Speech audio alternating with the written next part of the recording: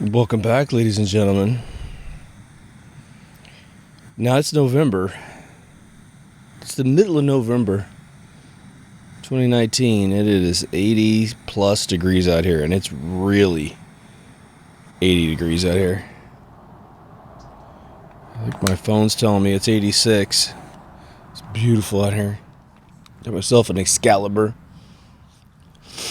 Got this cool wizard shirt my dad got me here. This is Ralph Bakshi's Wizards. Now, when I went to animation school in the Brockton Art Museum when I was 12 or so, this is Peace right here. This dude's name's Peace, after the old man, the old wizard, zapped his ass. He's actually got a robot name. I forgot what it was. X something. But the old wizard hits him, and then he's like, "Now your name's Peace." And that's what he was. He was like a beautiful creature after that. Man, if it was only that easy, right? I've been all up of about 15 minutes. But I thought, man, this day's beautiful. Schedule's all upside down. I've been writing to the wee hours of the night. And so that's what I'm going to spend most of my day doing today. But I'm also going to do some 3D stuff today. Just a tiny little thing for a friend of mine. But I've been debating this episode for quite a while, which is to say, we have CG stuff out there, right? Computer Generated Graphics. CGI. Again, everybody in my world, they know in the business says CGI. CGI. I bet you'll hear all these people say it online. CG. That's it, usually. Was it CG? Oh, okay. Computer generated? Alright. That's it. That's how the conversation goes in the industry. So if you want to be hip and cool, drop the I. And what's funny is that we used to have internet scripts used to be called CGIs. So it got really confusing in the 90s. I have a book by O'Reilly that says CGI scripting or something, which I can't even remember what the hell the acronym stands for. But anyway, what this episode is going to attempt to do is a couple things. Now, there are a lot of you out there that really follow 3D software, even though you may not use it. You follow the industry. We have geniuses like Tim who have been in the industry. I mean, we have a guy who's just a member who has he's done as much as probably most of my friends. So we have some beautiful experts, and it's funny to watch people, argue with him. It's like, you're wrong. Tim's right. But I've been around this industry for a super long time, been in the computer business for a long time, game business for a long time. My co-host from the other show, MK Ultra Radio, like I say several times, he's got 2 Emmys for special effects. One for Serenity, the movie, and one for Battlestar Galactica, the relaunch. He's now working on Top Gun, but the dude has done, I think, he's touched every Star Trek from Voyager up. He helped do the intro for Enterprise. But the dude is just like, he's done all kinds of weird stuff, like Apple commercials, and, it's just nuts. But once you get, a friend in the business, then you get invited to a party. And then there are a bunch of people you meet in the industry, right? Check that out. For those of you who missed it on the podcast, Wasp just totally checked out the camera in there. Maybe we'll do instant replay. Here we go. Instant replay. Where did this industry come from? Because there's always been special effects, right? We know that, the first time you saw King Kong, you saw someone point a gun and there's a laser coming out in the Buck Rogers episode back in the 30s. We've had people screwing around with cameras and making special effects. And the funny thing is that the animated 24 frames per second camera came out of someone playing with 35 millimeter cameras, or whatever millimeter they used to be, and then speeding it up and playing it really fast and seeing the guy on the horse, run, and the guy walking, animate in those, I forgot what they call it, but those little carousel devices back in the day. So there's always someone being clever with imagery. So way back in the day, you got people literally using grease pencil or other techniques to draw literally on the film, frame by frame by frame, and then taking pictures of that and then printing it such that they could distribute the film anywhere, right? All the way up to today, we have massive AI participating in the deepfake. It studies my face 1,000% and then says, oh, well, let's just put Arnold Schwarzenegger's face over this dude's face. And honestly, it's really smart, okay, but as a programmer, theoretically, it's not that intense. I mean, it's really not that intense. Okay, we're going to rasterize the human face. We're obviously looking for a couple eye sockets, a nose, a mouth, and then relative positioning thereof.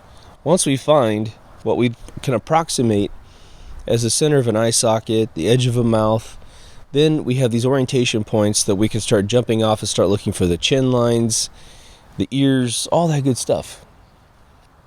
Now, someone has to do it, and the people who actually do it, they get the award because they went through the theoretical process of making it happen. There's a lot of people that will poo-poo other people's stuff.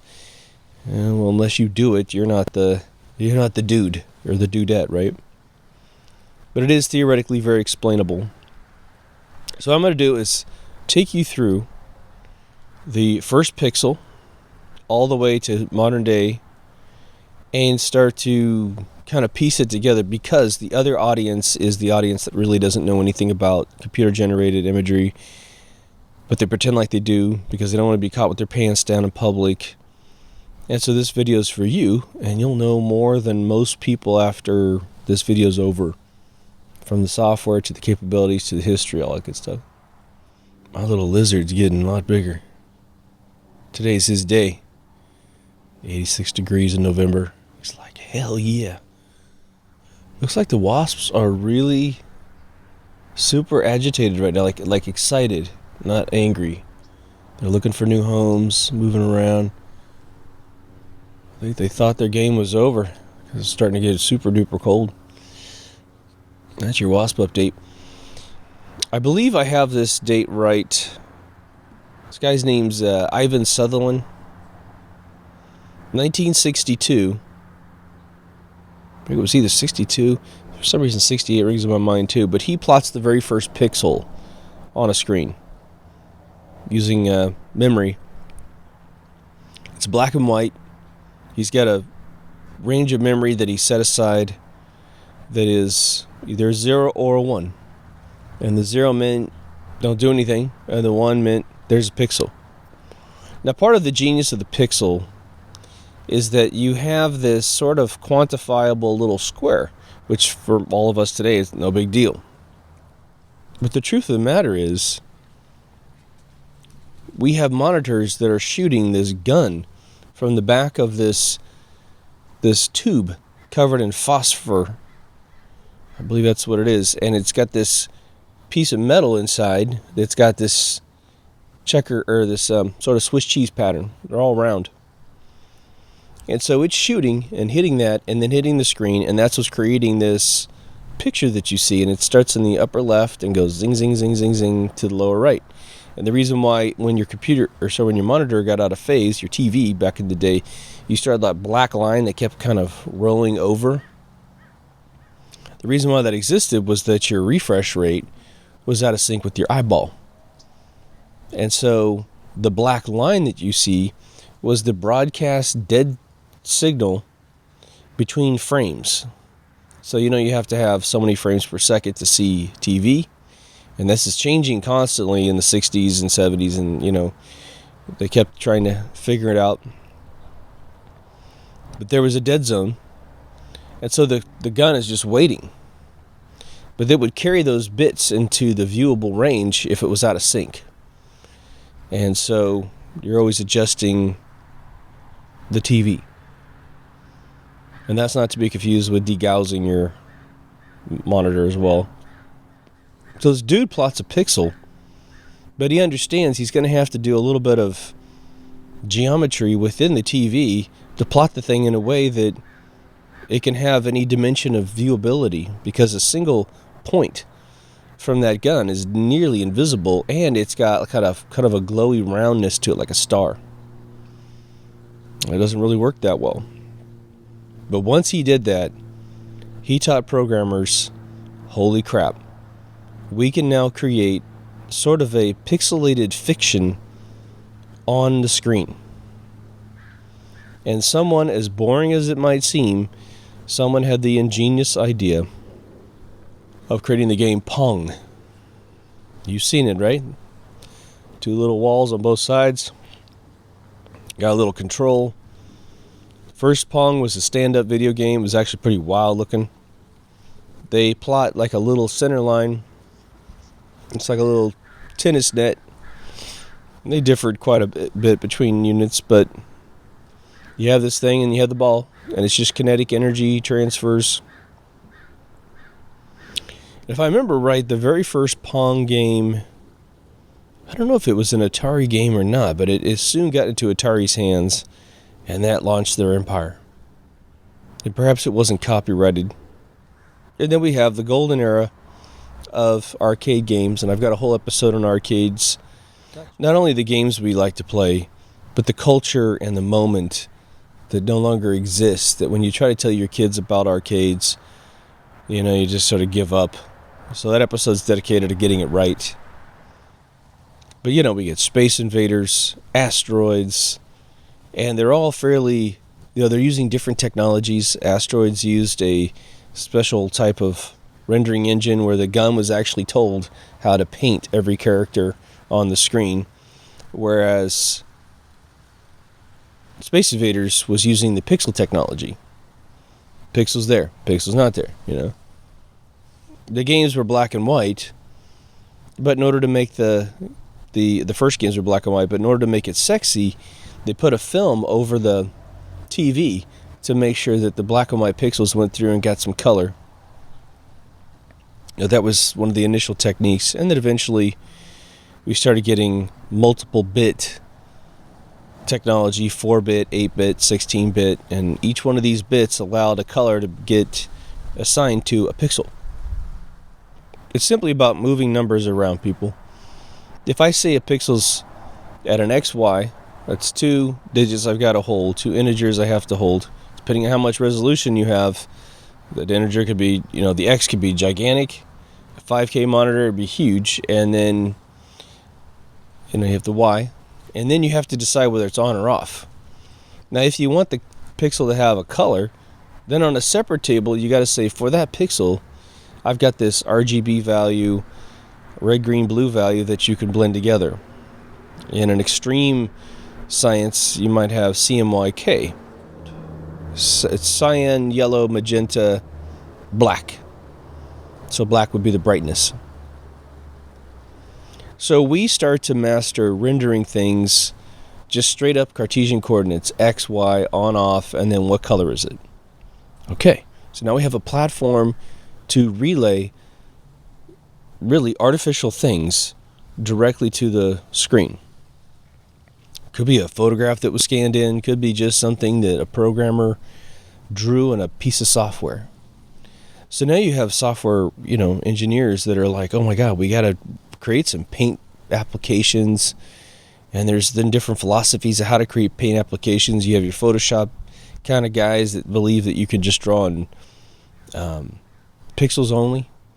When we used to draw video games in the 80s, Electronic Arts bought a company. I don't think they made this from scratch, but maybe I had that wrong. But it's called Deluxe Paint. Everybody used that product, man. It was 600 by 400. But man, the tool was fantastic. Then you had applications like Super Paint, which were just black and white for quite a long time. But then you have folks that are thinking on the realm of vector graphics, and you get your Illustrator folks. So instead of deciding that a pixel's on or off, personally, you're going to draw using tools that are algorithmic. I want a circle that's got this diameter, and I want it right here. You figure out what pixels are on, when it finally renders, because I want this to be able to render at a teeny tiny postage stamp, high res, and I want it to render on a 5K monitor, and I want everything to be as perfect and smooth as possible. So algorithmic drawing was the advancement from pixelated drawing. And then there was a little mistake that happened in terms of its intent versus its outcome. And this was in the mid-70s. We were heavy into, wow, that's loud, nuclear power plants. I'm going to have to scarecrow this dude out of here. But then we start building nuclear power plants. And we have a problem on our hands. They are responsible for irradiating their employees. And so they set up a ton of sensors all over the core of the nuclear power plant, and they're sensing, obviously, radiation. It's like a bunch of Geiger counter sensors. Well, they were also able to study the trajectory of a particular particle with the device that they were using. So they had, just like the Hadron Collider, layers and layers of sensors. Once you have layers and layers of sensors, they give you an XY coordinate within the sensor. Just think about, like a rectangle. And on the first rectangle, you see it in the upper right-hand corner. But the one right behind it, you see it drift a little bit towards center. One behind it goes right towards center, and one behind it goes down the lower left-hand corner. That information, it lets them know the strength of the particle that's coming off the nuclear power plant core, but it's also telling you the trajectory. And what they ended up doing was writing algorithms, the very first transformational algorithms that says, look, this is occurring in 3D space, in the real world. But our superiors want to see it and need to see it on the screen as a picture. But since we can't just take pictures of electrons coming off a nuclear core, we're going to have to write software that will simulate this such that people can see it. So, this goes on for a couple of years where they start to perfect this entire idea. And it's an interesting moment because that particular area of mathematics, rendering something that's in 3D and 2D such that you feel like you're seeing it on the screen accurately, just organically came out of, the need to see things on the screen, to transmit it over a wire, Well, once that little bag of tricks hit the visual effects world, the world would never be the same again. And so, just like the paint applications, there were all kinds of philosophies about how to make an application that could show you something in 3D. So the nuclear power plant stuff was just really basic. It was like, little green pixels. They'd show you like a picture of the core, and they'd overprint on top of it where the pixels actually were. Now, for the first CG, now you have artists that are like, or I should say programmers, that are saying, okay, we've got to make some things happen here. There's no modeling software. There's no concept of modeling software in the world, which would be take a pixel, make another pixel, some other place in space-time, right? And then connect them together to make an edge, and then take another one, and then put them together and make a polygon. There's no concept for that initially. So these guys, they get together, and they kind of all go off on their own religion, and they create their own software. Very quickly, they came to the conclusion that the world is sort of made up of some basic things, and maybe we can just work with some basic things to make everything occur, and that at a later date, we can create the software that will allow us to personally formulate what something looks like. Like, this awning thing that's over my head, right, that I always put in the intros. For the most part, it's all cubes. Yeah, some of them are squished, some are long, but it's a cube. So you make a cube and you tell it what shape you want it to be. Well, what's a nail? A nail is sort of a cylinder that's tapering at one end, and the head is usually just a cylinder that's been flattened out. If it's a screw, it's a sphere that's been chopped, so you see in the top part of the sphere. And so they had created this mathematics that adds things to the geometry. Some of the very first CG I've ever seen is like centipede-looking stuff, where a bunch of spheres were all linked together, and the centipede's like on a little algorithm swimming through space. So obviously everything is very primitive at the beginning. But this purely going to add geometry methodology wasn't enough, right? You can't just add everything to everything and get what you're looking for unless you have the meticulous nature of today, where they can just draw the petal of a rose. There it is. So we have to, and the birds are crazy. So they had to create a new technology, which was subtracting shapes from other shapes. What we call it today is a Boolean operation. So now imagine you wanted to create a hole in something. You want to create a washer, right? It's a flat disc with a little donut hole in the middle. So this would be essentially a cylinder, squished really flat. And then you want to take another cylinder through the center of the flat one and subtract a hole out of the center. Because it's very difficult to tell 3D software, the next thing I'm about to draw is going to remove geometry from the center. It's a tough interface to do, so we use these Boolean subtractors. But you can Boolean two things together, you can Boolean the difference, or you can Boolean the union of the two objects, basically saying what's going to be left is where these things touch. Everything else is going to be shaved off. So by the movie Tron, 1982, you have 4 big players here in the United States of America, and what they've been doing up to that point is rendering logos, doing little animations for commercials, and really just kind of getting their game on.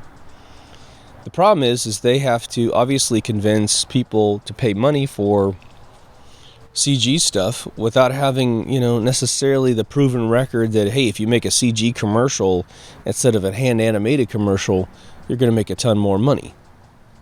There's really no rationale for that. So this stuff is expensive. These guys have PhDs in a lot of cases, and in order to make what they're making, they need a big computer. For 1976 to 1982, Cray computers, little mini computers, mainframes, there's not a lot of power out there. Plus, even though they're actually making tremendous amounts of progress, and I mean, some of these companies were so ahead of the game, it was ridiculous.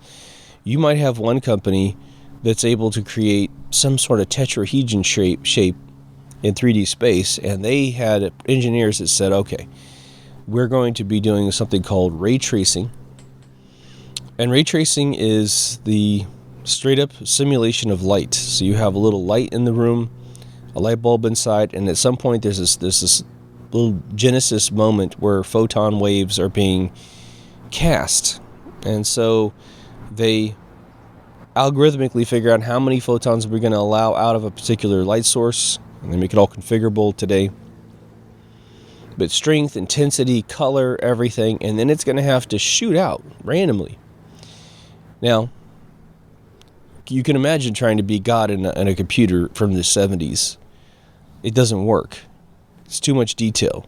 These computers would be rendering till today, 45 years later. So in order to correct that issue, or to live within the constraints that they had, they started creating all kinds of wild algorithms that would clip off and abort anything that wasn't going to make it into the camera. Once a pixel just went too far off into nowhere, they just clip it and say it's over. Clipping is not really the word for it, but you abandon that pixel.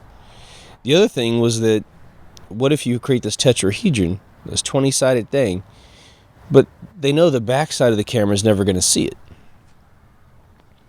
So as soon as they realize that the camera can't see a certain level, on the horizon of this thing, they just stop rendering it, getting all that processor power back and giving it to everything else that actually is going to be seen.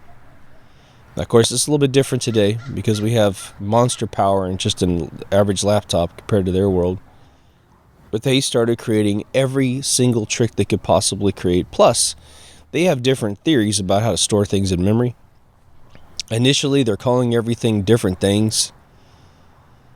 because they have what we call today the mesh, the 3D mesh that's in memory, which is all the geometry that creates something. And then you're going to have to put some sort of surface on it.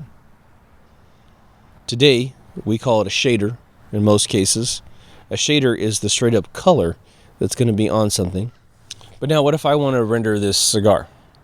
And I want it to have fine tobacco wrapper on the outside of this cylinder. And I want it to have the veins from the leaves that I'm smoking.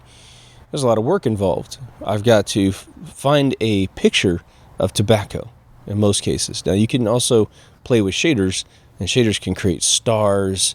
All the stars in the intro are on a shader. There's nothing that's, I'm not putting a texture in the background. It's actually a shader creating stars. Now for the planets that you see in the intro, well, those are straight from NASA, and those are their CG pictures that they tell you are real. So you have textures. Textures are straight up pictures of things like a brick wall, piece of steel, and someone's taken a photograph of it, big square photograph, and then they treat it in a particular way. They cut it in 4 pieces, and then they move the corners around, and they soften it up such that it can repeat as a pattern. We used to do this in video games forever. But early CG had none of this texturing stuff. It just had shaders. Now they would have called it something different in every single studio back in those times, right? But one company's going to acknowledge that shadows happen. Another company's going to acknowledge shadows on an object, but not shadows that it casts on the ground. And so again, I don't know which episode's going to come first. I think I'll put the Tron one out first, but maybe I'll put this one out first.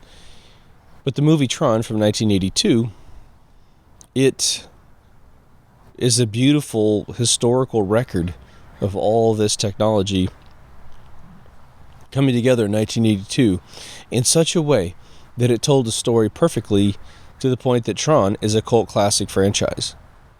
There is more CG, I think, in every scene in 1982 than in the scenes in Tron Legacy, in terms of not the amount of humans who worked on things, but just the fact that they built a lot of the set pieces in Tron Legacy trying to get away from CG, which has sort of been this trend, right? Was it the Mandalorian show, the Star Wars show on Disney? The actors are like, man, I expected to be in the green screen more, I expected to be in blue screen more, and they're showing up and these sets completely exist, which is cool. That's the way they did it back in the 70s. So then, we've got these companies, and as far as I can remember, I don't know exactly which ones have survived, but you start to have the demand for software and computers to do computer generated graphics, right? CG. Let's knock off the eye. Now, you have 2 super powerhouses that happen in the Bay Area right away. As soon as you get into the Tron, post-Tron 1983 era, you have the budding company that will eventually turn out to be Pixar. Now, Pixar was founded by the guys that really wrote these transformational algorithms. When I first came to California in 87, I was desperately looking for the algorithms because in my hometown, I had mastered everything that was 2D. Actually went up to my computer teacher, who was my physics teacher, my trig teacher, programming teacher, everything. Astronomy, sound waves, all that stuff. And I asked him, I said, how the hell do you translate something in 3D into 2D? Because I want to start making video games like that.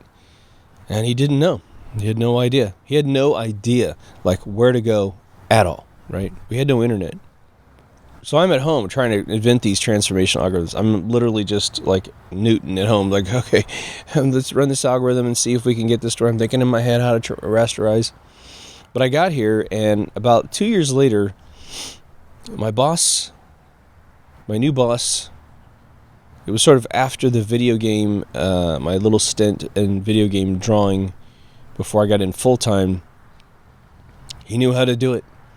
And he gave me this big-ass book. I can't remember the name of it, but it was written by several folks, but most of them work for Pixar. These guys have PhDs in this stuff, man. I mean, it's just unbelievable. And this is, Pixar invented a tremendous amount of the algorithms that we end up using today. And this is, they had the little unicycle, was one of their first movies they ever made, the unicycle that was in the back of this store. And they made this freaking movie about it being a living thing. They created the little beach ball with the star and the stripe on it. And that was very specific to test texturing, plus shading, plus materials, like the ball was made of like a beach ball material, a blown up piece of plastic. And then of course, their logo, the little dancing light. There's a bunch of stuff going on. Not only the geometry of the light, which was handmade, but it's the light source that's coming from the inside. It is trying to create, the kind of the bounce and squish algorithms of normal animation, making it cute, synchronizing it with sound. George Lucas is funding them, bought them. Couldn't quite, after the Star Wars movies were over, this place is sucking him dry, and he has no more, like brand new movie income coming in. So someone told him, you should probably sell that. And Steve Jobs comes around and goes, I'll take it. Kaboom. And I'm not, I know very little about how Steve managed Pixar at all. Very, very little. But eventually we got Toy Story. Now, Pixar has to go first, right? So Pixar is having to write all their own software. Their software is called RenderMan. And it was just super duper gorgeous software for the time. They made sure they could conquer everything that was on their plate at the time. Now, for those of you who are really CG addicts, you watch special effects all the time, or you're in the business, of course, there's plenty of dragons they hadn't slayed yet. When they created the Nemo movie, I was working with Bobby Beck on his animation school website, which is a hilarious, bizarre story, which is Animation Mentor. I think that's what it was called. It still exists. So I got a lot of, inside information about what they were going through, and it was the refraction of light in water. And he was telling me at the time that they were rendering Finding Nemo, that it took 27 hours for some of the frames with supercomputers at the time. So what computers were they using? Aha, this is where you have another company that blows up just a few years after Pixar in the mid-80s, called Silicon Graphics. Silicon Graphics is one of these companies that it's no longer... Well, actually, sorry, I think someone bought the name right now, but Silicon Graphics went from mega huge to almost non-existent. It definitely went out of business at one point. A lot of the big companies out there that are sort of serving this business in the hardware realm are former Silicon Graphics employees. But Silicon Graphics realized, okay, there's this huge need to drive this 3D software, all this custom stuff everyone's making. Plus there's PDI, which we'll talk about in a second here. So they started making these computers, these monster computers, and they also had a software division, which I believe made flight simulators at one point. But they were the ones that realized, we're going to put tons of processors in here. We're going to have external, LED indicators as to how many processors are in a particular computer. Like the first one I ever saw was a Predator, which had been jacked up to like 16 processors, which at the time, computers had one processor. It wasn't until the early 90s that Apple came out with its first dual processor for a home computer. But Silicon Graphics was this cool-ass company right in the Bay Area between San Jose and San Mateo. And they had this bus that would drive around. And by the time I joined Electronic Arts part-time in 93, this bus would show up in the parking lot and it would like unfold, right? And it had this, maybe it was a semi, I guess, like a big rig, but I don't know, I can't remember if that was a bus or a big rig. I tended to think it was a bus, but anyway, it was super cool. And it was like, they had stacks of computers and you could come up and look at them, and they had computers that were, I think, geared towards more workstation computers, like you'd put it somewhere and you were modeling, and it's modeling, and when you rotate a 3D model in real time, it's a lot of processing power to nail it in full visual acuity. Even to this day, 2019, you have to buy $6,000 video cards to really get a fully textured, beautiful world to rotate without any kind of rendering time taking place. Now, this intro I made for the UFO in the background, it is running on my Macintosh or my Windows machine, depending on where I was at the time creating this stuff. But one frame of this 4K intro, with the one landing in the backyard, it's a little faster because I'm using a plate I shot of the backyard, so it's not rendering that, but just this UFO coming in spinning. I could get a frame probably. When it's little, it's about a frame every 30 seconds or so. But when it starts getting big and getting all the environmental textures on it, and they're animating from a movie that I shot of the surrounding area, oh man, it'll take a good 5 to 10 minutes for a single frame.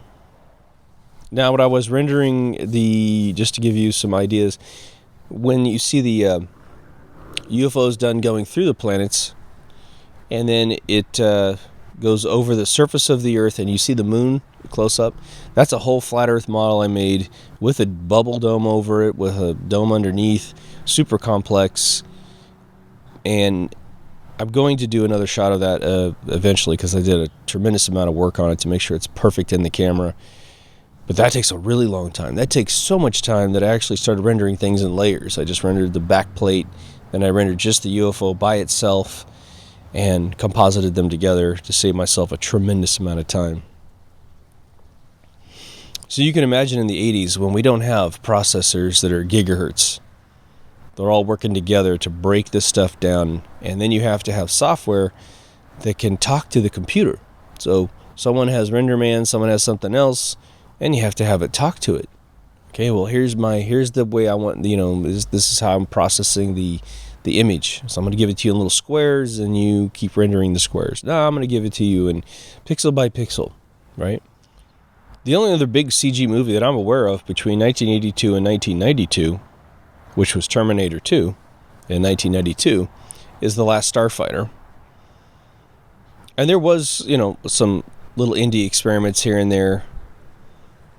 But overall, in terms of serious cinematic CG, The Last Starfighter took it to another level.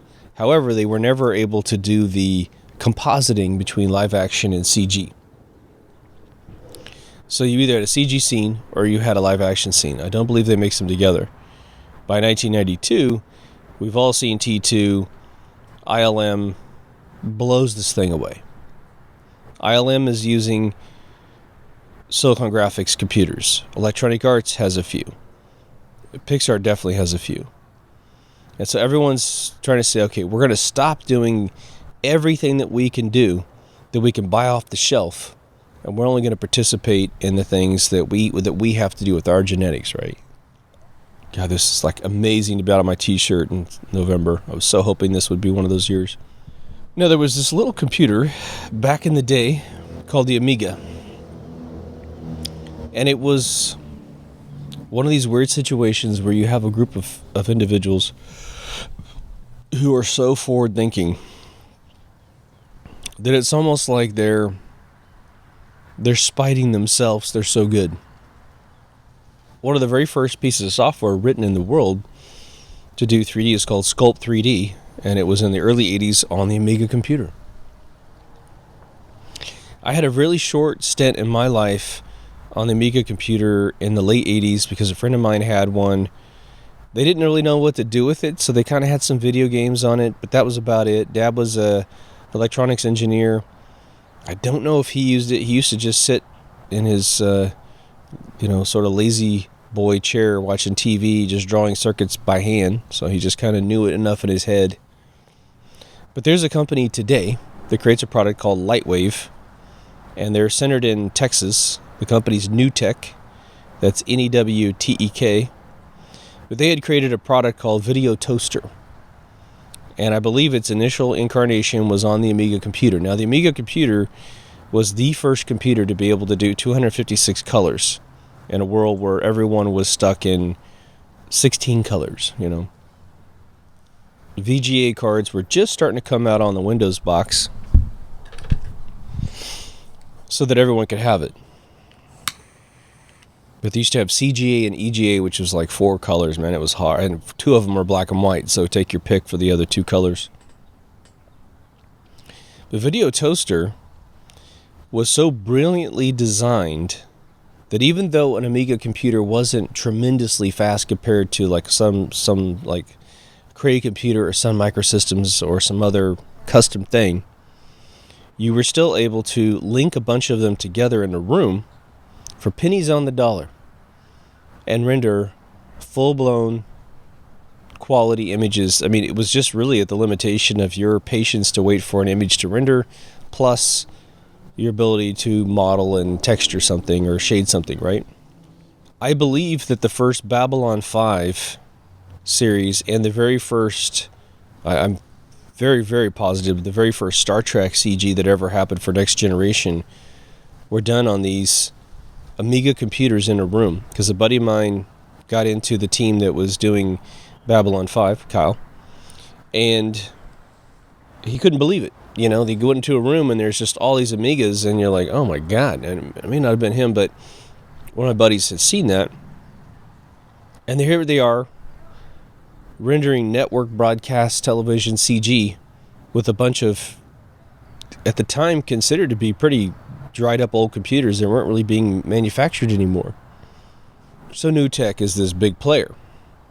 Now, since then, Maya in 2019 is sort of the go-to product for all sort of commercial CG if you don't work for a company that makes their own software, like Pixar.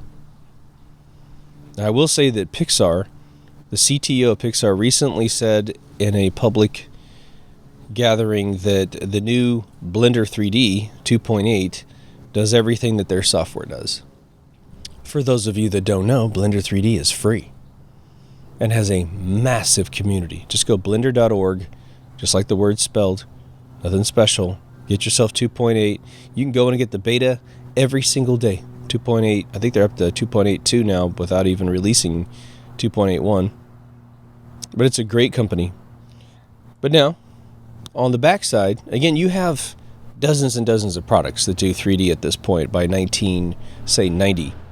But the popular ones that are starting to come through are 3D Studio Max, which is its own company at the time, Maya, which is owned by Autodesk today. Most of these companies all started off independent. The company that made Photoshop was independent, purchased by Adobe. The company that made Illustrator, purchased, made Adobe. All that stuff, like PowerPoint, all these companies are separate. Then they get kind of swallowed up. Today, Newtek is still going strong with their product Lightwave. Lightwave is known for very quick production pipelines. As difficult as it is to use, it's way easier than Maya, and it's super duper fast.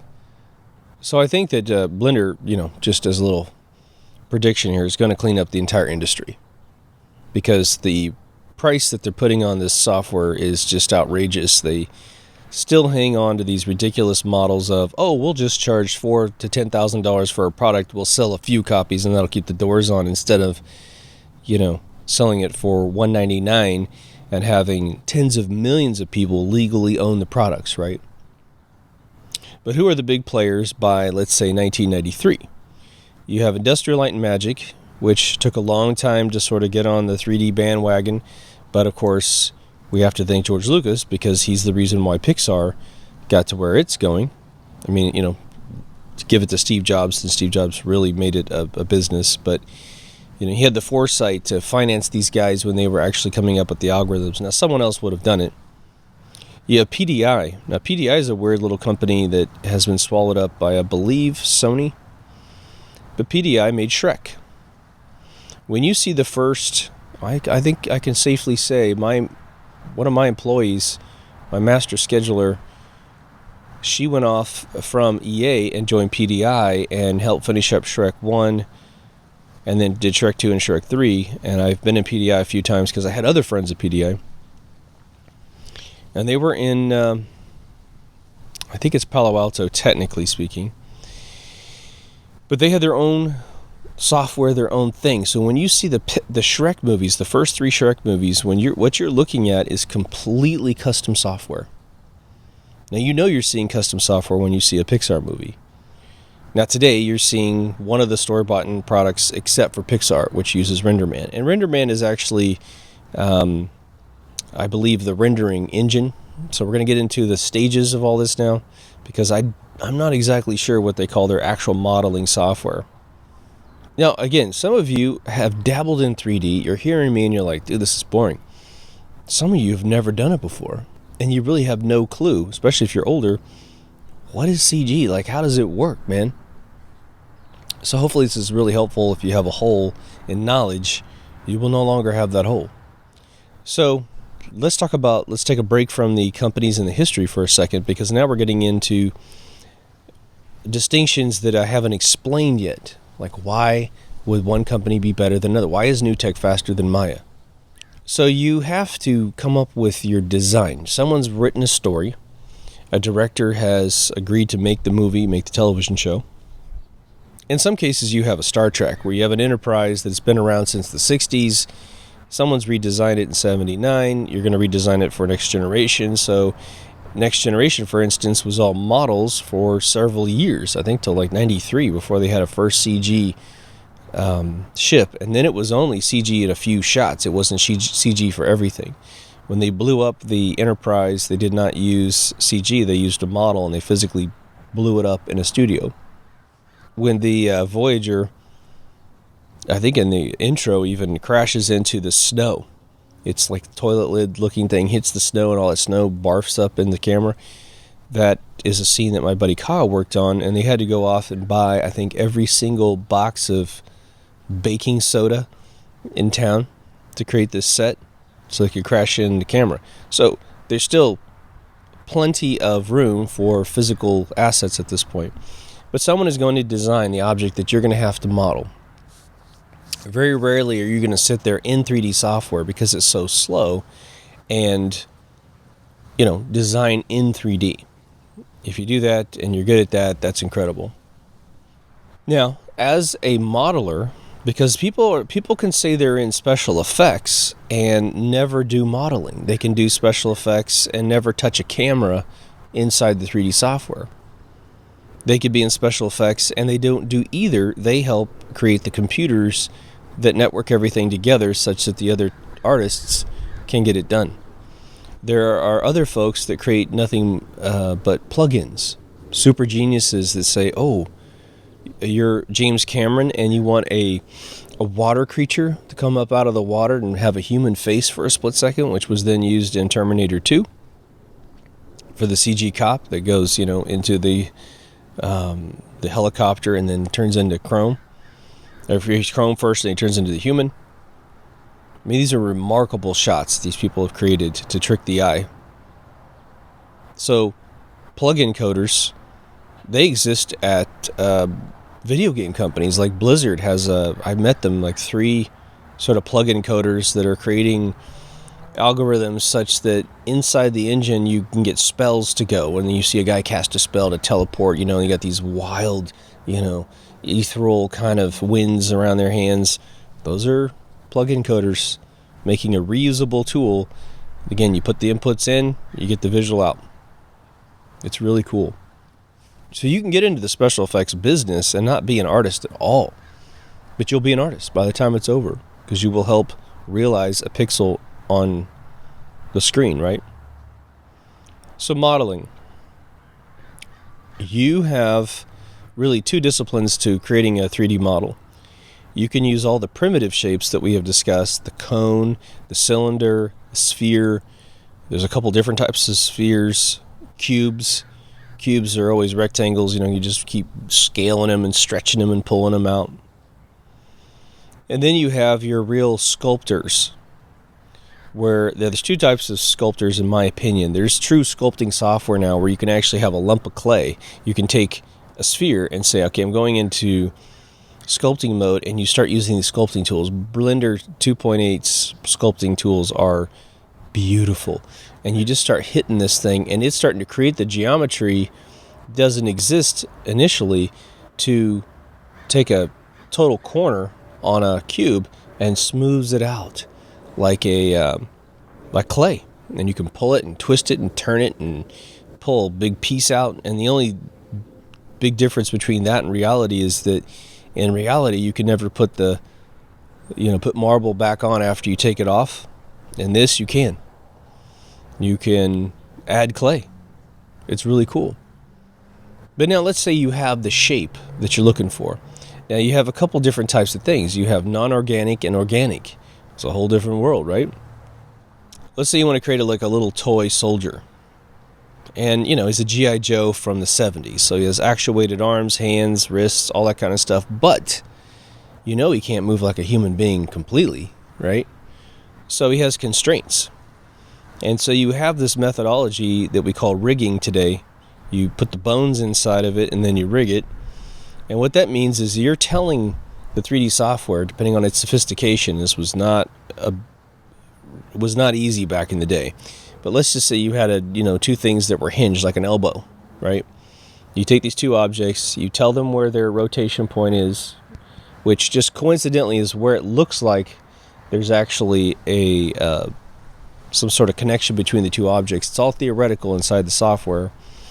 And you say, look, you two are always going to be attached at this one point. So if this thing moves, this other thing moves with it. And you can actually put physics on it such that it kind of ragdolls as well. But you will give it a constraint. You can only move in this particular relative axis. And you get an elbow. You get an arm, right? If I move my arm right now on camera, I'm moving my arm, and my upper forearm has to obey my arm. You can do that in software by developing these little constraints. But that's not organic, right? It'll work, but it won't look, like the water creature in Abyss, which has got a really nice organic flow. It's materializing and moving in a really beautiful way, right? So let's say you want to make a human being, you're going to have to give it bones. Now, bones that we have are obviously very important because it keeps us having fingers and chests and skulls and feet. But inside CG,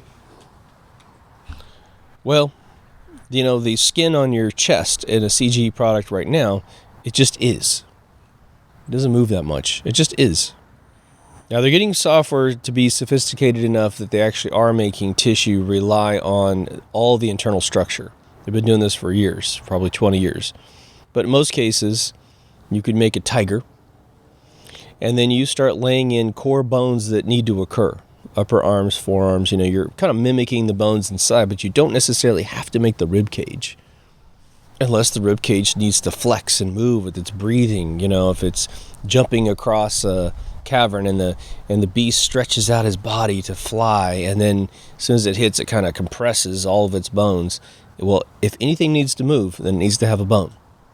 And all the bones are associated with each other based on all these rotational disciplines.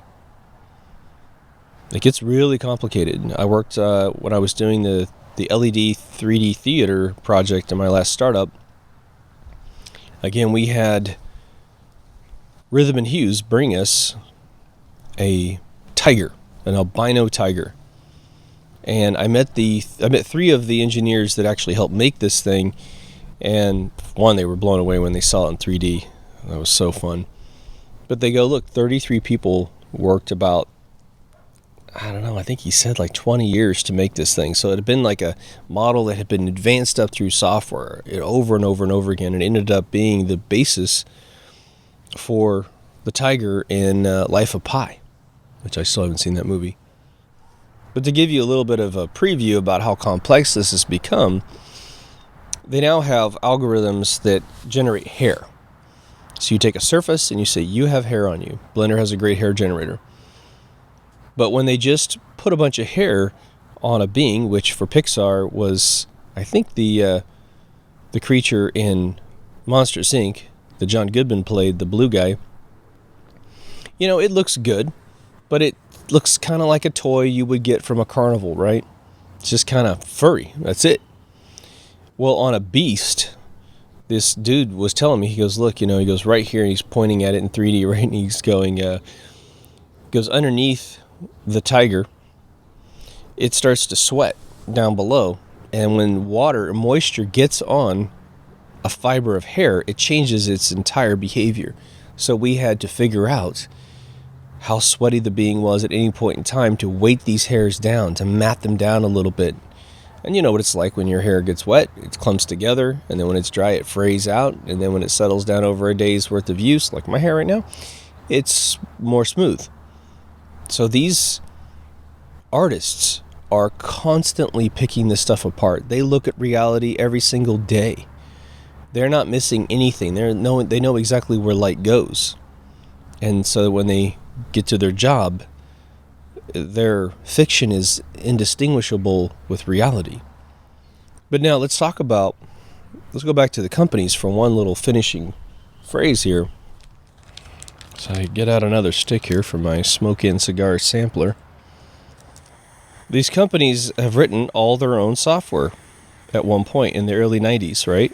Pixar has its modeling software, which I don't believe they shared that with anyone. And then they had what's called the rendering software, which takes the geometry frame by frame and turns it into finished frames, making it absolutely gorgeous. And this is where, the artist is looking at sort of a low-res, low-polygon estimation of what something looks like, and then they push a button and they send that low-res geometry off to the supercomputer array, the rendering farm.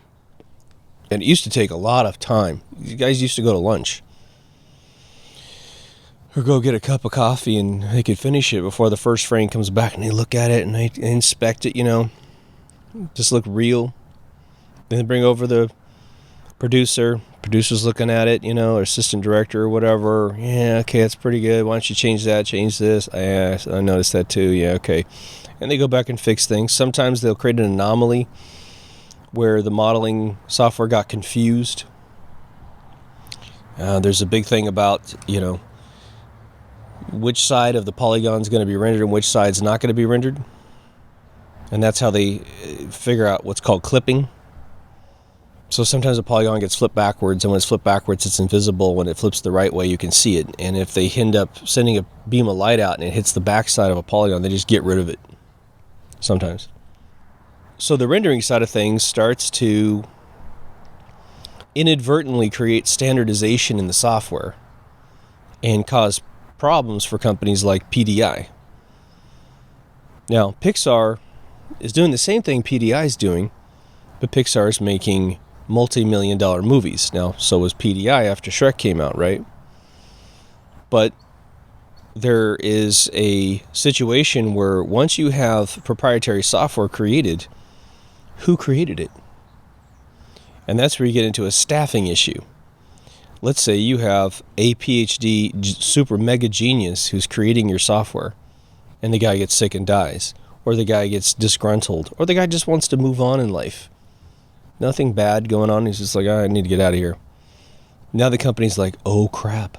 We have to hire someone who can understand his code, and get up to speed on all of his code, and then put all the other features in for Shrek 4, 5, 6, 7, 8, 9, 10. And then you have software that's written really well and software that's extremely cumbersome. I was always told that PDI software was very complicated. Let's just say that. And so you have modules that do certain things well and certain modules that do things badly. And they know how to fix it. They're just a matter of money and time and quality. That little triangle of death. And so as studios are looking at Okay, we can hire you to make this movie, or we can hire someone else to make this movie. PDI owned, I believe, the Shrek franchise. I think that was entirely their concept. They put it together and made a little nest egg for themselves.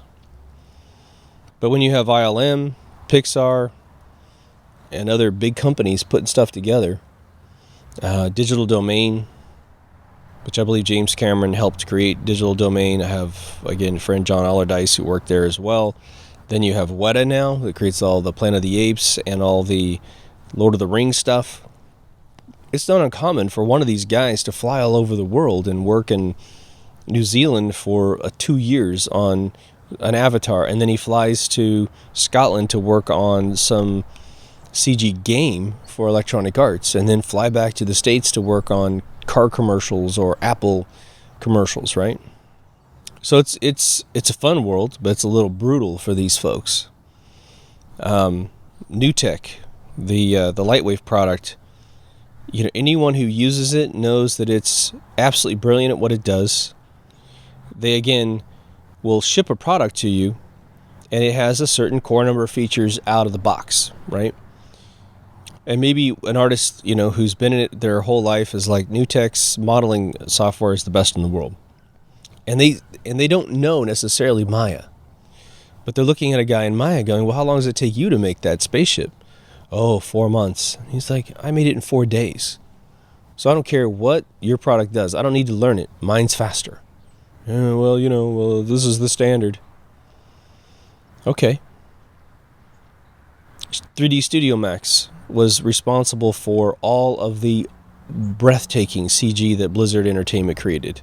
I mean, where they were taking home awards every year, it was 3D Studio Max.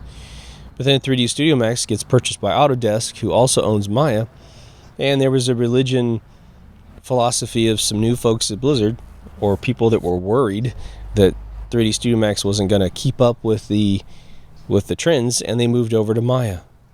Well, that completely slowed down the pipeline at Blizzard, and they no longer created these really beautiful, super long cinematics. Now, they do today. The Battle for Azeroth expansion to World of Warcraft, I finally got a character to 120. I went back in just to play it. And there's a gigantic CG scene in there that's all rendered in Maya, most likely. But changing for the sake of changing is sort of silly when you really look at the fact that product output generates revenue for the company. Anyone getting in there and upselling a religion that slows the thing down by 40 times is just foolish, So, but you still are going to have from 1990 to about 2010, okay? For the most part, and there's a lot of this still today, everything is manually generated. Human beings looking at models. They have some scanning techniques that they've used since the early 90s where they would take a laser and scan an object, and that would generally put some geometry in the computer. It's all horrible geometry, overcomplicated from the laser, that then human beings have to manually, draw on top of this other object to reduce the amount of polygons. Because the more polygons a model has, the longer it takes for it to render in the final layer to make it look photoreal. And so there's still all kinds of software that will take an object that's drawn at some massive level of detail, but when it shows up in the video game, for instance, it's really tiny, and so they run a bunch of software on it to remove geometry to make it smaller. And they can do this live. That's what's cool. They can have a really super complicated one in memory in one location, but the one that you see on the screen is like 1/10 of the geometry, which makes it go a lot quicker. And it saves memory in the computer. Because now think about it. We have all this geometry and rules, bones, rigging, /bones in memory, and now you want to animate the thing. So every single split second, every indices, every single point in space is being run through this massive transformational algorithm that is moving it in 3D space in memory and then rendering it to you in 2D. Plus it's like the light casting and all this other stuff, right? So that's when we get, eventually, the GPU. the graphics processing unit. That's when we get the companies like Silicon Graphics looking at the math and going, oh, we're always processing sort of this exact type of math. And so let's build processors that are absolutely geared for nothing more than CG. Three coordinates in 3D space, and we're going to crunch them and rotate them and move them. And so they can just throw polygons at us, and we're going to be a polygon rendering machine. And this significantly improved video games for consoles, video games for your computer, if you had a GPU in your computer, which now every computer ships with one, right? It also mines Bitcoin really well. But now, let's take a little pit stop here, because by 1993, we have created Tron 1982, Last Starfighter, a bunch of little films, but we've also done Terminator 2 and Jurassic Park. Jurassic Park is very interesting because you can see the evolution of the software and perhaps even different companies that might have participated, although I think it's all ILM. But when you look at the Brontosaurus in the very first shot, he looks sort of weird. His skin doesn't look real. It looks kind of glowy and shiny. It was almost like a test run they did internally to say, we can do this. But then they never went back and really made it look that real. But by the time you get the velociraptors in the center of the film, or towards the end of the film, running around the kitchen, my God, you've got some, Phil Tippett's off creating the big, feet and the big skull with the eye that's moving and stuff, but still, the velociraptors look massively real. And I'm overlooking some stuff like masking, when if you're trying to say, look, I filmed this kitchen in live action, it's a real kitchen. And now I have to have a velociraptor walk behind the island in the center of this kitchen, and there's hanging spoons and stuff, and we have to make sure that the render of this dinosaur doesn't overprint on top of a spoon that's in the foreground, right? So they have to do masking exactly where the spoon is, and if the dinosaur is bumping something, because it's kind of spasticky in the kitchen, it's not its indigenous world, and it's shaking all those spoons, and they're all going around. Well, these animators are in there, they've rendered the spoon, but it's off camera. It'll never be rendered in your eye. What they're doing is they're creating a mask, such that where the spoon is, it's subtracting the dinosaur, so the dinosaur doesn't overprint on something that's in the foreground. I mean, this stuff is like so complicated, it's ridiculous, right? But what else happened in 1993, which was sort of the beginning of 3D video games? You have this little company in Texas called id Software. And id Software is famous for its first sort of pseudo 3D games. The very first one they ever created was Castle Wolfenstein, which is doing some, again, pseudo 3D.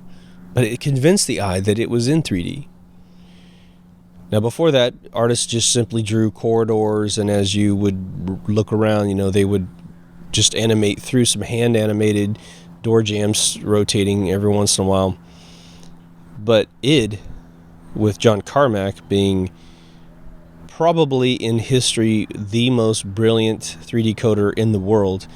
Unreal Engine is pretty amazing, but Carmack now creates, I think, what's called the Tech 5 engine. But Carmack's he's a tour de force, man. He is 20 coders in one, and he understands absolutely everything about the hardware of a computer, as well as what the software can do inside that hardware.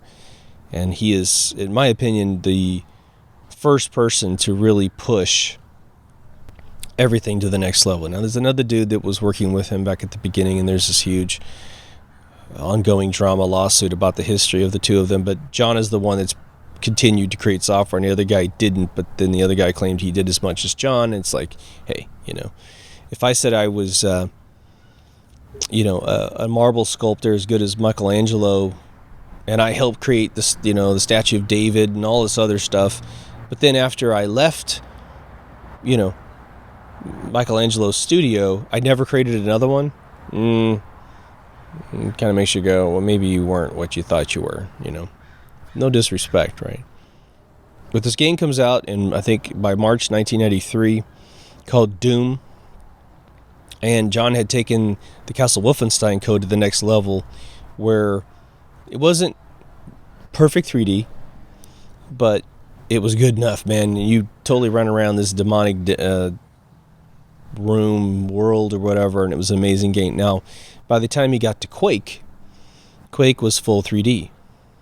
There's this other team that created Unreal, which sold themselves to GT Interactive, and Unreal came out right at the very beginning in full 3D. But now, the reason why I take this little digression over to video games is to make a distinction between the way that light was being portrayed and calculated in memory from a video game to 3D software. Because those of you who were alive at the time, well, you know for a fact that Doom isn't like Terminator 2. Unreal's not like, Jurassic Park. There's a huge difference in the quality. So, what did they do? Did they cast less light? No. They invented a whole new technique. And this is brilliant, and it's amazing. It's called ray casting.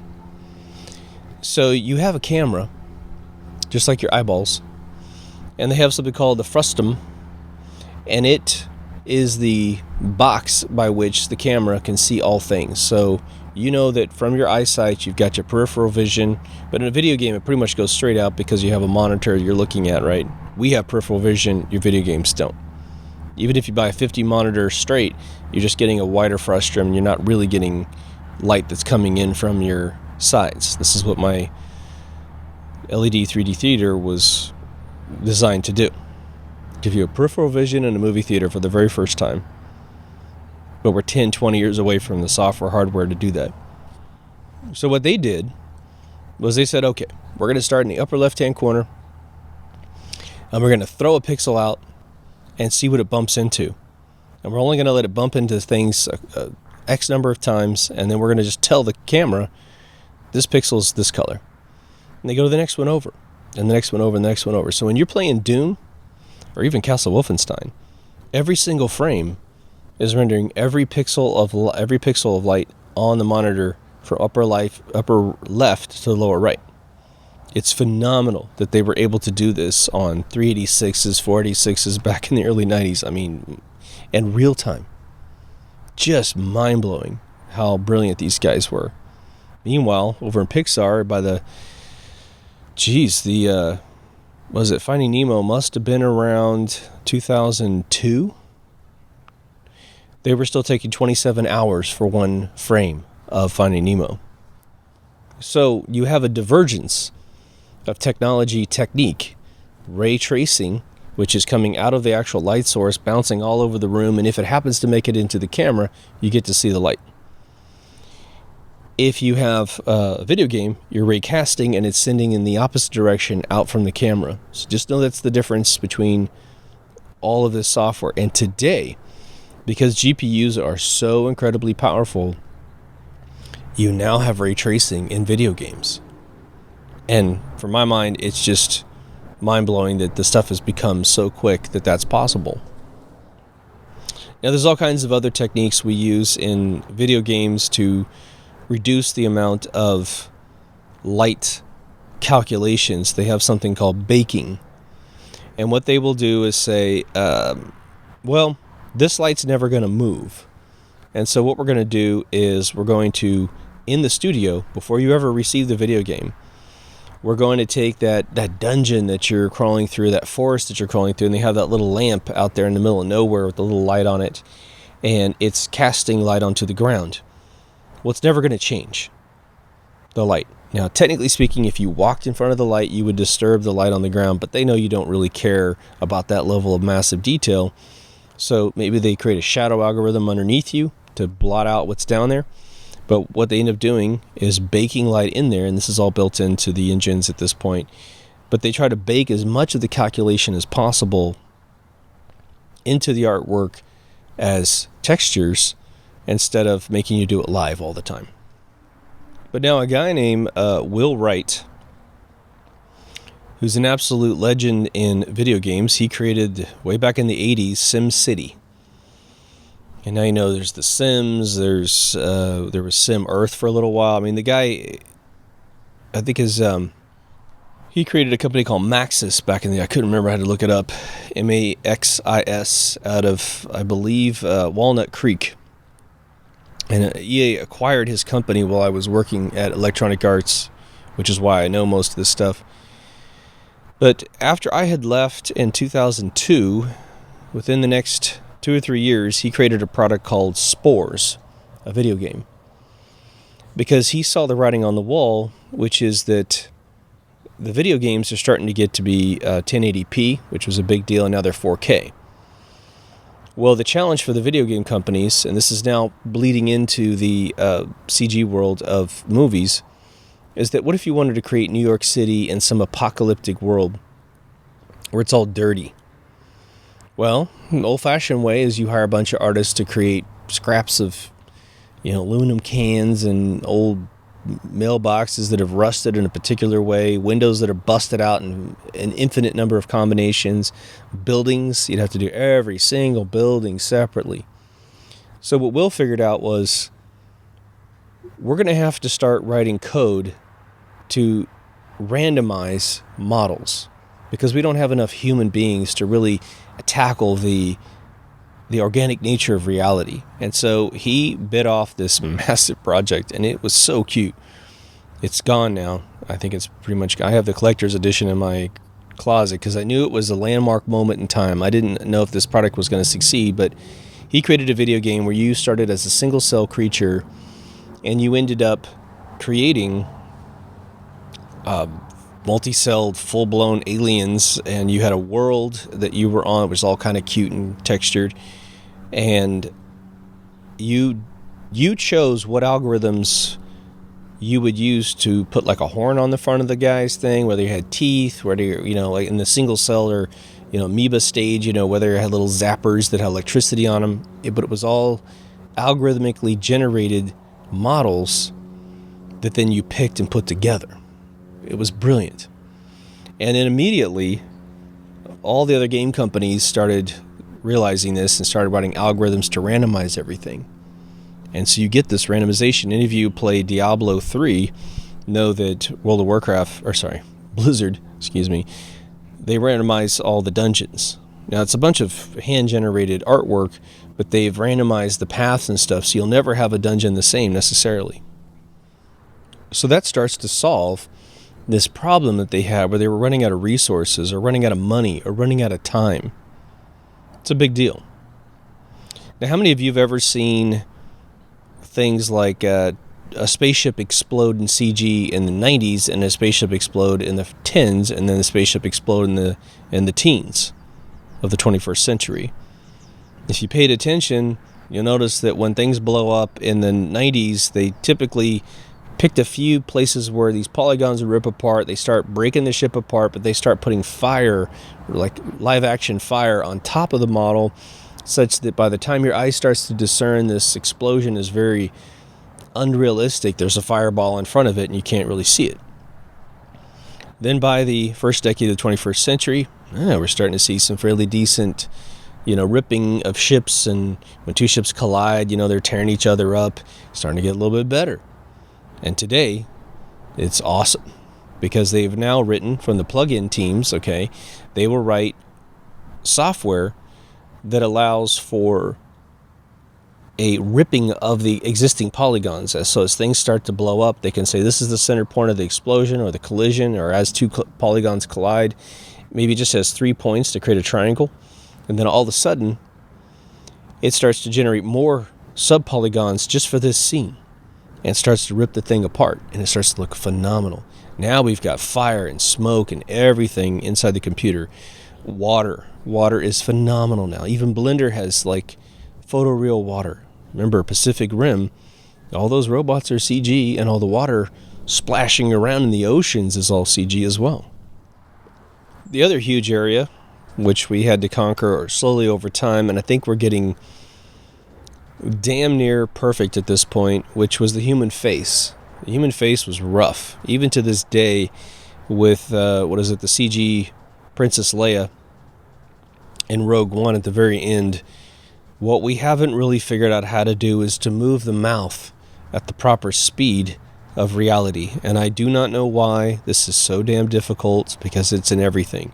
When you see the CG Jeff Bridges in Legacy, it's bad. I mean, hats off to the folks trying to make this occur. I know they have a really tight budget and a tight schedule, so they did the best they could. But I mean, it's crazy. It's creepy. Any of you ever saw Polar Express? There's the scene on the trolley car, and all these little kids are looking at each other, and boy, they just look like little Damien Ullman, devil children, because it doesn't look real. So rendering the eyeball perfectly was a big deal. Just getting the color right, getting the geometry correct, getting the skin on the face, especially if it's completely CG. You'll understand why Pixar went with a very cartoony looking geometry, because that they can get right. They can do Mickey Mouse just fine. But doing your sister, your daughter, your wife, very difficult. And let's say they get the face correct. Getting the hair to flow properly is super duper difficult. There's a lot of physics in hair. And so typically they will create a do that is, 95% locked. It does move a little bit, and they have a few hairs that'll move just a little bit as the scene animates, and a lot of times they're going to have to do it manually. But now we have something called the deepfake. The deepfake is extremely impressive. Now, I have a whole episode called The Deep Fake Out, which if you want to get into the political implications and the propaganda implications of the deep fake, go watch that episode. We're not going to get into those controversies in this episode. But now, like I've said a few times, I was invited to a company in Los Angeles about 2008, where a friend of a friend in the industry, a Harvard grad, brought me in and said, look, I got this technology. We're trying to get video game companies to stop putting helmets on all the characters to get rid of the face problem, and that they can't do it realistically, so why do it at all? And they showed me absolutely photoreal facial animations. And it was, I could rig my face with all the dots, and then they could take any person in the world, and it would be that person. And again, the demo was an Asian girl, probably in her early 20s, doing the animation, but the character that was animating absolutely photoreal was this black African tribesman with face paint on, and all the crustiness of the paint. And the guy was probably, I would say he was at least in his 40s. And it just looked phenomenal. I mean, it was absolutely real. And the funny thing was, I asked where the technology came from, and it came from an alphabet agency. It was declassified to be used in entertainment software. It was over 10 years ago, people.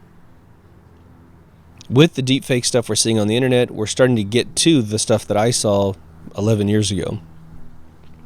But you better believe that stuff was completely implemented probably 15 years before I saw it, making it 25 years ago. So the deepfake is obviously a marriage between, so it can take someone like Chris Hader, who's on the late night show, who's going to do an impersonation of Arnold Schwarzenegger, and they can run his face through software, looking at every inflection of his face, which is beautifully exposed in the shots, where his mouth is, where his eye is, if he makes a particular expression with his eyebrows. And they can take the geometry and overlap it with Arnold Schwarzenegger's face, of say some modern photograph of him, and it will look like Hader turns into Arnold Schwarzenegger. And the funny thing was, when I first saw that deep fake of him doing the Arnold impersonation, the funny thing is I didn't realize I was looking at a deep fake. We're sitting in my smoke lounge, and I guess we just didn't read the video title, which had it right there in the title. And I'm looking at him, and he starts doing the Arnold impersonation, which obviously the voice is just dead on with this guy. And he looks just exactly like, Arnold Schwarzenegger. And I was like, and everyone in the room was like, oh my God, he really could transform his face to look like Arnold Schwarzenegger. But the reality was they were overlaying Arnold's real face on top of Hader. For those of you who are big fans of Fast and the Furious, you know that Paul Walker died in this Porsche crash, and then his brother ended up being hired to play his body, and I believe the number is somewhere around 175 scenes plus. Paul Walker's in the movie, but it's deep faking his brother's face on top of his body. Or, if you think about me coming from Paul to his brother. So his brother had his face put on him, I guess is the better way to say it. But no one knew it, except for people who knew that he had died. Because you never know what shots they might have had before he died. And, they got half of it's him, other half is not him. But I went and saw those shots, and oh my God, it's crazy how realistic it is, right? So what's the future of CG at this point? Because that's the big question. Well, the writing's all over the wall. Deepfake is going to continue to be a business. There is a movie that you need to see called Lookers, made in 1979 to 1980, somewhere there. My buddy Richard Taylor did the special effects on it. And it predicted the future perfectly, which was that all things will become CG after a while. If we, I will say this much. If we allow our world to turn into some tyrannical shit show, then it will be all CG and you won't know who's real and who's fake in this world. Imagine electing a president that doesn't exist because the president is a CG character. And all you hear about are rumors that the person exists. But you never get to see the person because you're not allowed to go there, So CG is interesting. It's a beautiful thing for telling stories, but now it's starting to kind of get into manipulating reality a little bit, right? Now here's what's funny. I sit around and watch shows all the time with guys in their 40s and over. And they can't tell what's CG and what's not CG. And a lot of it has to do with these fake rocket launches from countries that don't have rocket technology. I know that North Korea buys a bunch of stuff, or did before they got freed and emancipated from alphabet agencies. They were using CG, really bad techniques, to launch rockets inside CG software and then telling the world and their citizens, look what we can do. But every CG artist is looking at it going, oh my God, it's like a horrible smoke plug-in. You didn't even randomize it enough, and volumetrically it's wrong, and lighting it's wrong. And sometimes you'll see them try to blend live action with CG, and so you'll have a rocket. The camera's moved a little bit. It's shaking a little bit for whatever reason. Someone didn't lock the camera down. Bad tripod, wind blew. And so the rocket is taking off from the launch pad, but it's kind of like left and right, left and right, left and right, because the background is shaking, but the rocket's staying in place. They didn't track the shot properly. When I land the UFO in the background of this house, I stood pretty much where I'm standing now. I pointed the camera at the sky. In fact, I did it backwards. Sorry. I locked it down and I pointed it straight at the backyard, so I had the final shot exactly the way I wanted it, because I didn't know randomly how to bring it down perfectly without doing too much adjustment, right?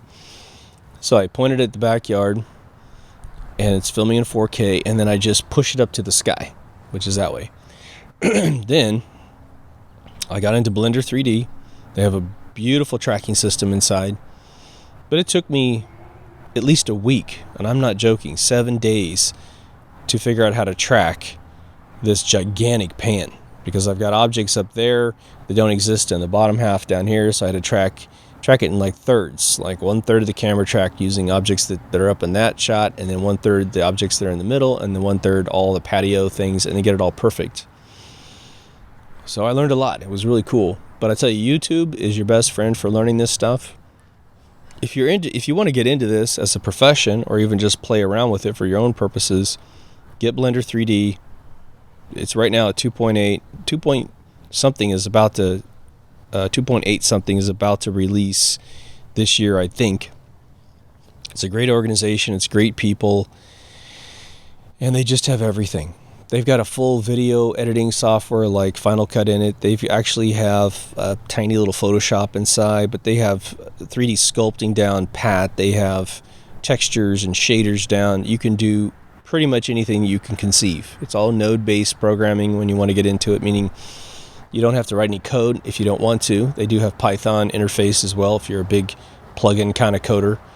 It's all based on Python. The reason why the product exists is that the engineer who wrote it, who's in Europe, he got tired of writing everything by code, so he started creating interface components to help him do some basic things, and it just kept growing and growing. And I think it's 25 years old now, but now the world is helping and the world is donating to the movement. So it is just a beautiful piece of software and growing in leaps and bounds. If you get into it today and you get serious with the tutorials online, you could be employed probably with a deep 6-digit salary in 2 to 3 years, depending how aggressive you are. Now, in terms of deep fake inside of Blender, I'm not sure they've quite conquered that. That's a little bit of other software. Since I have a little bit of time on the stick, I thought I would talk about the tracking suits that we use and how that technology is changing. You've all seen it if you've seen the making of Planet of the Apes, the making of any of the Lord of the Rings or the Hobbit shows, Hobbit movies. This has been done for quite a while. You'll have human bodies, and this has refined itself considerably from this point. But the old technique was to put a bunch of little dots on a suit, a leotard, and they're usually little plus signs, so they can kind of see how the plus sign is turning inside the camera. And the software figures out, okay, if it looks like this now, then that body is actually turned this way. And they'll look at all the other dots to figure out how things have worked. But today that's been optimized down to just a few dots. In fact, 2 years ago, my partner in the 3D LED theater startup, Richard Taylor, had been shown technology where you wear a little cell phone size thing on you, and you just have a few dots on your fingers, a few dots on your body, and it's all using wires to figure out how you're using your body, and you could walk around in it for hours and hours and hours, and this little box down there is memorizing how your body's moving. Now, it doesn't do face. You have to do your face separately, but that's a huge improvement. So a lot of the motion capture stuff that you see out there is phenomenal. Motion capture's been around forever. Video game companies have, I think, for the most part, started using motion capture for everything. Some companies like Blizzard held out for a long time because the animators thought that hand animated things had a special feeling to it that motion capture didn't. They kind of felt like they were cheating. It's like when Mortal Kombat came out, you had your Street Fighter people that said, hey, hand animated is the way to go. Taking pictures of someone in a studio and then animating them together was cheating. Well, Mortal Kombat is now an absolute legendary product, you know. So if I'm corrected at all by Tim, take his advice, take his word for it, because he's right. The history of optical in-camera effects, optical printers, and all that stuff in the pre-CG world is another thing that is just an odyssey unto itself. I know enough to be dangerous in that world, but I personally have never had my hands on those machines. I think Tim has. So, you know, it's good to know the entire history of this software and hardware so that you understand where the vectors of improvement are going. You know, like what's left to fix, what's left to make better. What are some of the old techniques? You know, one of the techniques that John Carmack used back in the day was that in order to do some of these transformational algorithms to move pixels and vertices in 3D space so that you could see them in 2D were very computationally heavy, and they use sine cosine calculations quite a bit, and tangent and all kinds of other heavy calculations that, you know, for those of you who play with calculators in the 80s, you would type in a number, hit cosine, you watch the calculator go, bam, and it would give you the thing. Well, computers they weren't that much faster.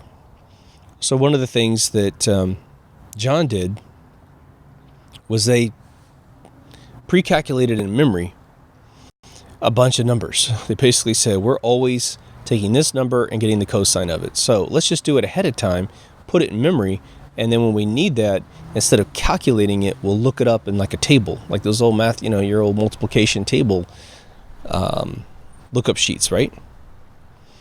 And so that was a technique to make things a lot faster. Another one was that floating point math, having to track a decimal place, you got a number, a decimal, and then way before the decimal. Well, that takes a significant amount of memory, takes a significant amount of processing power, but integer math with no decimal place goes really quick.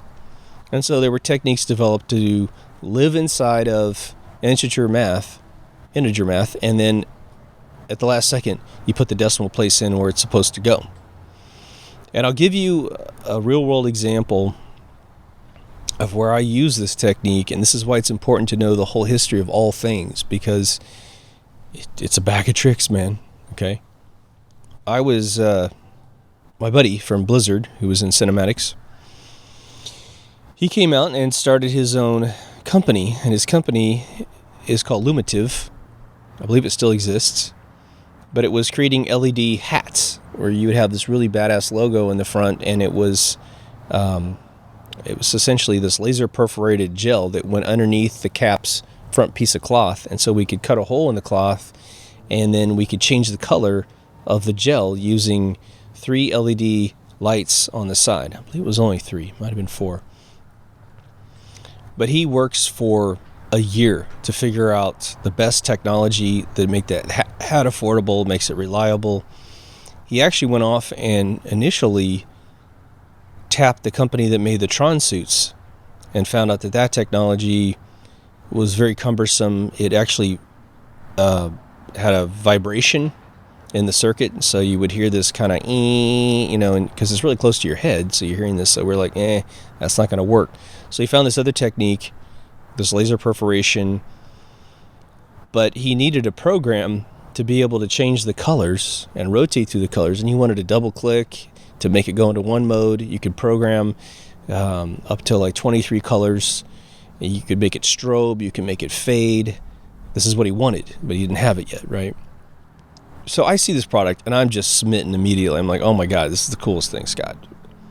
Let me get inside and write the code for this microprocessor. I've never done it before in my life, but I know I can do it. Let me have it.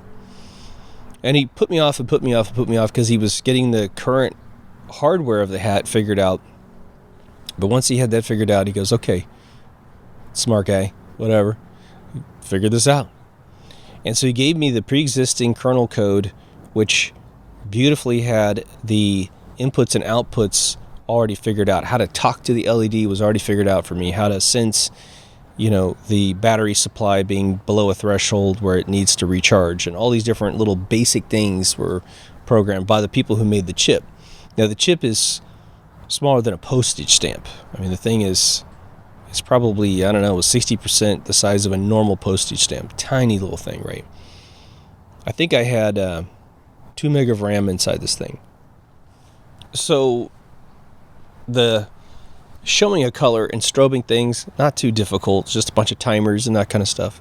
I had to program the double click by myself, which was definitely the least fun of the whole thing. But I contact the manufacturer of the chip, and I said, look, I got to do a bunch of RGB blending, color blending, because I'm going to take 2 colors and over time blend, say, red to blue. It's probably going to be purple in the center, and then it's going to hit the other side, right? Well, in order to really do this properly, it's got a ton of floating point math in it. Well, the chip doesn't have enough memory to hold my data in memory, my program in memory, and then have all these massively complex floating point algorithms going on. So the chip manufacturer tells me, you can't do it. You're going to have to upgrade your chip. And so I went into their forums and I talked about it again. Everyone's like, you can't do it. We've been there, done that, can't do it. So I go back to my bag of tricks, having read books on this, on how Carmack did what he did. And so I developed a technique to do all my math and integer math, and the last second slam it into one floating point variable for each LED I had to talk to. So only at the last second was it accurate in memory to make the RGB value perfect in the LED. Pow, got it to work. No problem. Now, I had no memory left when this thing was done. It was like programming my computer as a kid in the 80s. Then I had, I had a little bit more room to handle how things work. So when it came to the hat was charging, I could sense that the charger's been put on the chip. I could see the power going into the battery, and so I made it breathe. So when you put the hat down, you plugged it in, it breathed. Really cool. And then when it was done, I made it go bing, bing, bing, bing, and then it just turned it off. It was cool. Double click, man, that was like 2 weeks of hell of trying to figure out, okay, I clicked it once, I clicked it twice. What's the amount of interval between the clicks, and trying to push that in memory somewhere where I could memorize it. Finally got that working as well. And then, of course, debugging and that kind of stuff. So get into this, get into it deep. It's a lot of fun. It is a whole career unto itself. With YouTube, there is no excuse for not being able to do anything and everything. I used to own Lightwave. I found it exceptionally difficult to use, but it was in the late 90s. Kept my license alive for a couple versions and then finally just let go. I never put any time into Maya. Once I saw Blender, it was over. Blender is going to be the future. And it's free. Now, someone might end up buying them and then starting to charge money for it, but hopefully they don't take it to where, Nuke is, I think, $9,000 or some crazy amount of money. I mean, these companies just need to figure out that volume is the best model, right? Windows sold their product for $79, and that's why they took over the world, right? So don't make that business mistake if you happen to get into a product line. But anyway, hope you dug the episode. This is sort of what I've been wanting to do for quite a while. I'll try to fill this thing with a lot of photographs of what I'm talking about. If you have any questions, definitely put them in the comments section. If you want to get into probably a massive dialogue, you want to get into the locked Facebook group. But that brings us to deepthoughtsradio.com. That's where all the feeds are. There's 2 video, there's 2 audio, there's 3 social media, there's 4 ways to contribute to the channel financially, and there's an all-new remastered season 1. So it came up in this last week here that I mentioned an episode, and someone goes, hey, where's that episode? And it's because it was season 1. And so just go on the website and type in what you're looking for in the search field, and pow, it'll be right there for you. You get a chance to see it. So until the next episode, take care of yourself and someone else, and I'll see you in the next Deep Thoughts. Over now.